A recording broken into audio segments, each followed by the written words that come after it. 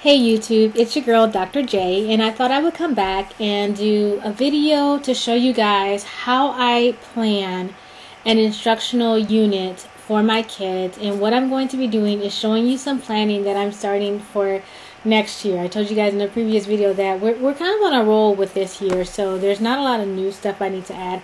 I just need to keep my kids rolling along with what they're doing, and so I can kind of focus some of my attention on planning for next year because Speedster is going to be in middle school, and so his coursework is going to get a bit more rigorous, and the Wonder Twins are actually going to be in upper elementary because I divide my homeschool into 4-year blocks. So they have 4 years of elementary, lower and upper, 4 years of middle, lower and upper, and then 4 years of high, with a lower, which is straight high school, and then an upper, which is a blend of high school and college courses.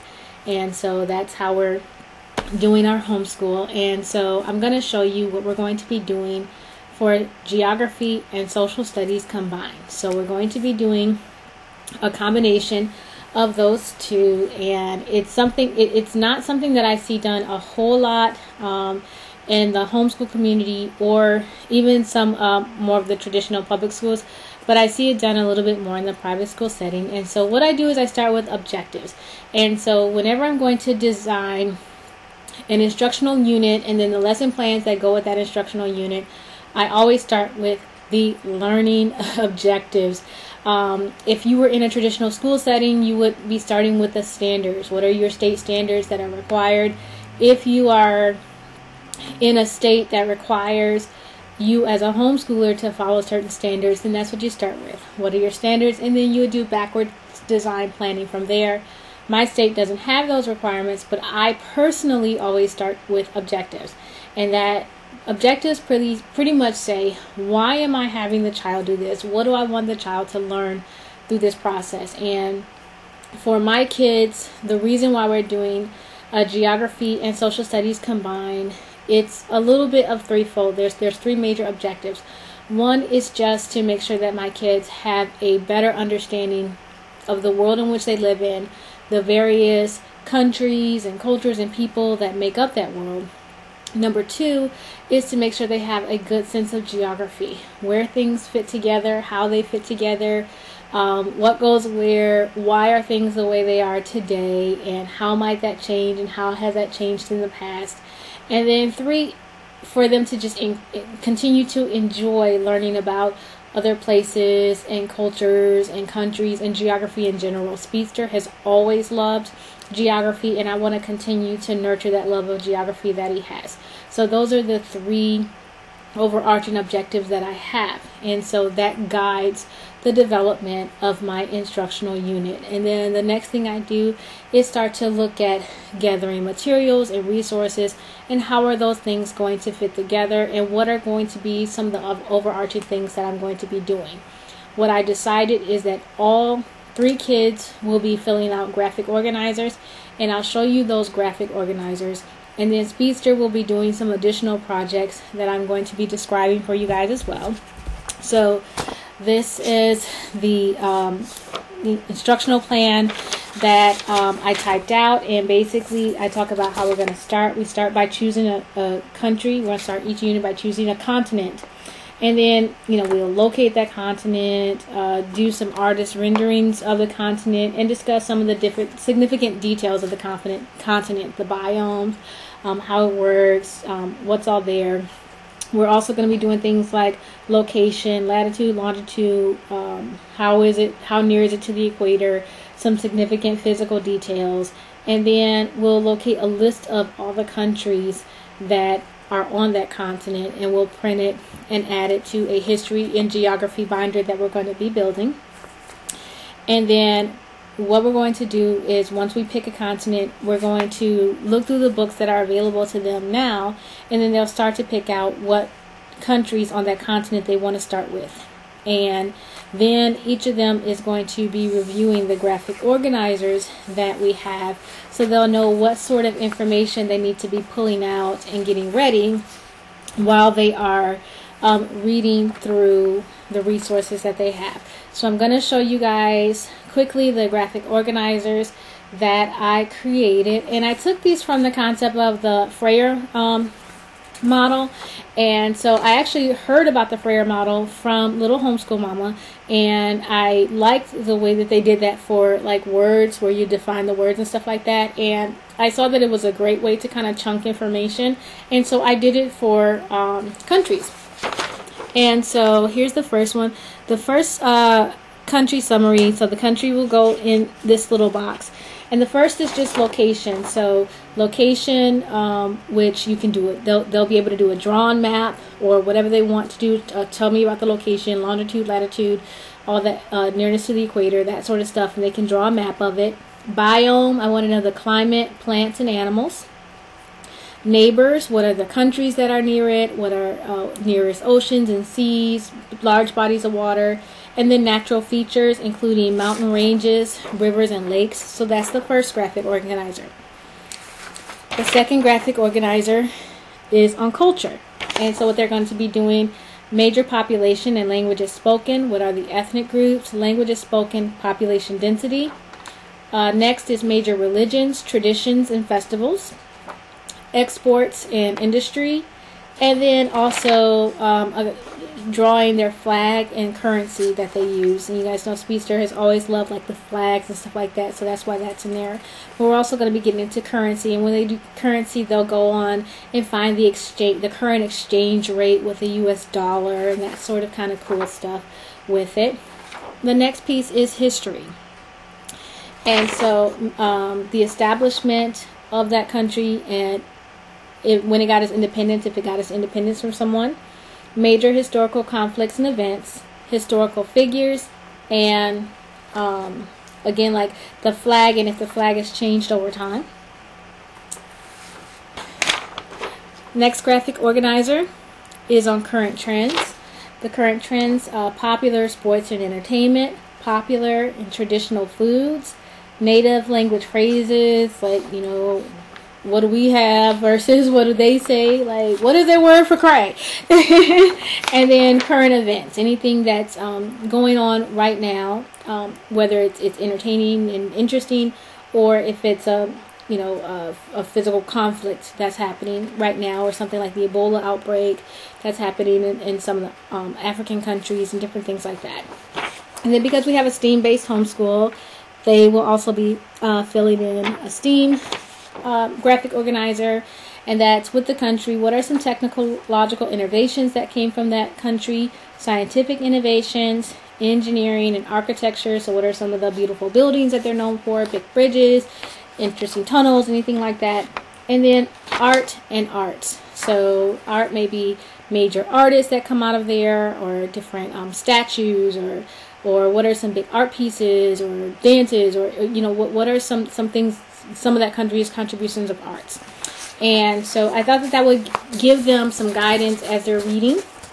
And so those are going to be the graphic organizers that they're going to be filling out for each country that they study. And I should say that this is going to be a multi-year process. So we're not just going to be doing this for 5 weeks or 10 weeks or a year. This is probably going to take us several years, and you'll see why in a minute. And then so all three will be filling out the graphic organizer for each country, but starting next year, Speedster is actually going to be doing the additional things. He's going to be required to do some of these additional things, and then the twins can choose. And then once the twins hit middle school, they'll actually be required to do these things as well. And so he has the choice of 7 different projects that he can do. One is an oral poster presentation about the country. One is a tour guide presentation, where he's going to be the role of a tour guide, and he's going to be guiding a group of Americans through. Another is a relocation expert, where he is going to have a family that wants to relocate from the United States to that country, and he's going to be their relocation expert and tell them what they have to do to get ready for, how are things going to be different. Talked about ensure that the family has a brief update on the history and current political, cultural climate. Help them understand things such as language, housing, transportation, and general daily life. Help them get up to speed on things such as sports figures, popular entertainers, current political figures, and phrases they will need to be able to say and understand. and help them understand what are some of going to be the biggest differences from their current life here, and then I put our state, our city and state. And Speechmaker, the President of the United States, has asked you to help him or her, whoever the case may be at that time, for a speech in the country. They will be speaking to an audience that includes current political leaders as well as K-12 students.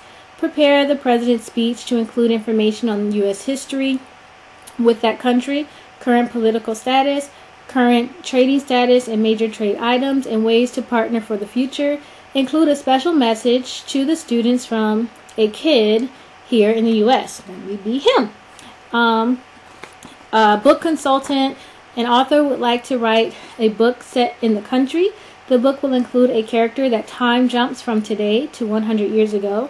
Provide the author with enough details to be able to set the book in the current and historical time. The author will need to know what the country looks like, buildings, people, transportation, and important events. And for all of these, another thing that I added for each of these, you guys can see, another thing that I added for every single one of these projects is please use at least 3 sources, cite in APA or MLA format as a reference page.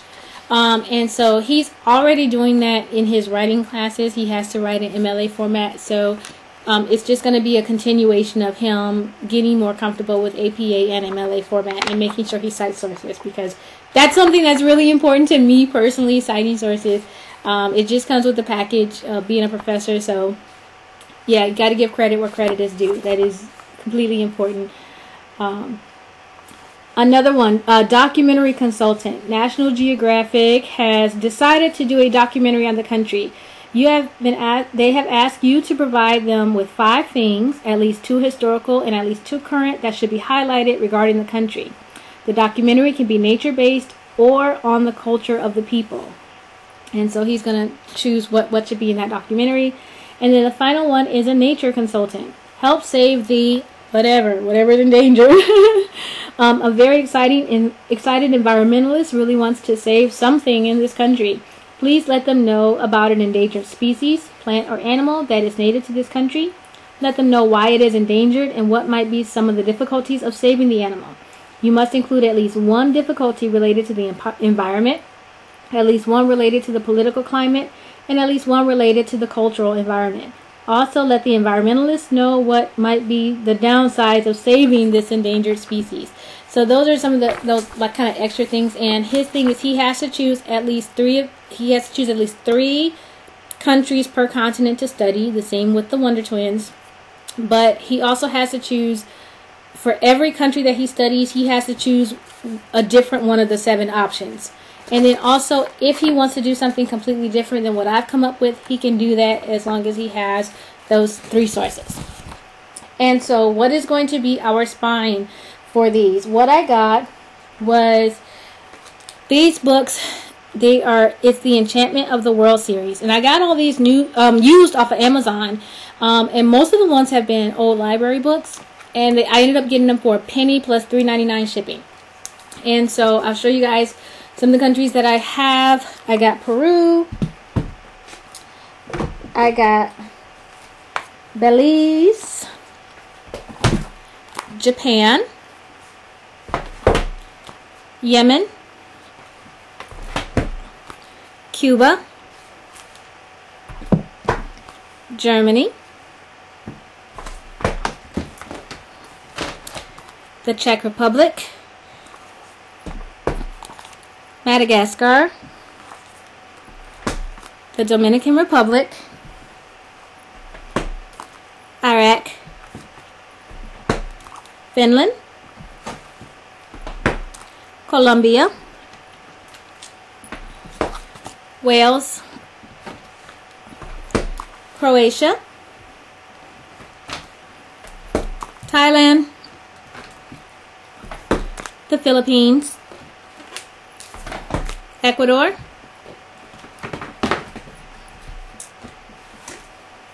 Haiti, Canada, Mexico, Argentina, Chile, Brazil, Australia, Ireland, Belgium, Nigeria, South Africa, Democratic Republic of the Congo, Ghana, Senegal, Russia, Afghanistan, India, Iran, Israel, People's Republic of China, and Turkey. Now, the reason why I got all of these books out of the same series, one is, I say this every video, but I have to keep saying it, just so people can understand our context. My kids are dyslexic, and so with a dyslexic reader, if you use books that are in a series, it's really easy because they kind of understand the flow, and they will know what's next, and dyslexics are great at understanding gist, and so the better my kids can understand where to go in the books, how the books are going to flow, it's going to be easier for them to read them independently. And that's what I want. I want them to be able to read the books independently. And the books are just really well done. One of the books that I actually got the United States. They are required to start with this book. The reason why they're required to start with the United States is because I want them to read about all these things that it says about the United States. Especially things like life in the wild and forging a nation and the history and all this kind of stuff and what it's like in that country and religious life and all that kind of stuff. And then we're going to talk about how was that right for you? How was it correct for you? And then how was it that wasn't part of your life? The reason why I want to do that is because I want them to understand that no matter how thorough and accurate a book is, just because you read a book about Turkey, it doesn't mean you know anything about any particular person that lives in Turkey. So I don't want them to get the perception that just because they've done a study on Israel or Ghana or Chile or Argentina that they know that country. You know kind of the big picture and some of the stereotypes, no matter how rooted in truth they are. But you don't know what any individual person in that country is doing or going through or living. You don't know. Also, I want them to see how it feels to be being read about, and so that they can remember that feeling as they're reading about other people. And so that's another reason why we're starting with that. But one of the things that I really love about these books is that they have a timeline. And they have a world timeline on one side and then a timeline of that country on the other side. And I thought it was great because we're going to get a big roll paper and they'll be able to add the different facts from each country that they study into that world timeline so they can see, okay, while this was happening in the world, and the timeline stays the same so they can see, okay, while, the French Revolution was beginning in 1789, here's what was happening in Yemen, or here's what was happening in Afghanistan, or here's what was happening in Uganda. And so that's another reason why I really like this series. Some of the books are older. I got all of them used. So some are, this one was 2008. Some have been published in the early 2000s, all the way to I think like 2014 was the most recent one that I got. And so we're gonna have to go online and find out, is that still accurate, what has changed, and that's how we add in the current events section. Some other things that we're going to be doing, these were some things that my husband did. My husband got actual currency from 25 different countries, and what he did was he put them in these little little holder things.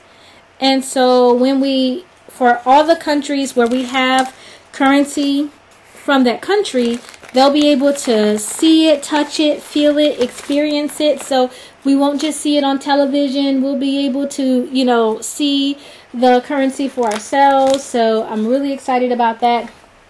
And he also did that with coins, where when he bought the coins, they were loose. So he added the coins to these little, oops, I dropped that to these little things, and put that back in there so I don't mess things up, but still have to staple those. But yeah, he put the coins in there, so they'll get to see the coins and the paper currency from different countries. And it's just a way to bring some things really to life for us. So it's not just a book, although the books are good, it's not just a book. And then we'll also be using some information that I got from stamps. Like I was part of the group that got information from the mint with different stamps and stuff like that. All the different stamps that were released from the U.S. Postal Commemorative. And then they sent me a bag of foreign stamps. So we have that too. So they'll be able to see stamps and all that other kind of stuff from those other countries. And we have the different maps. Like this one is a map of Asia. This one is the whole world. This one is South America. So they'll be able to kind of find the countries, and this will be what they can use to find the neighbors. So it's bigger, the information is bigger and kind of easier to see than what we have for our world map, because we have the world map that'll be up, but sometimes these can be a little tough to see, so we'll be doing those. There were some countries that it was hard for me to find. They didn't have the Enchantment of the World series, but I knew we were going to want to look at them. That's places like Puerto Rico and some other, it was really hard to find standalone books from countries in the Caribbean and stuff like that, so I really wanted to get that. I wanted to make sure that I got books that represented all of the habitat, the continents that were inhabited. So that's what I wanted to make sure, that I had a really good diversity of resources there.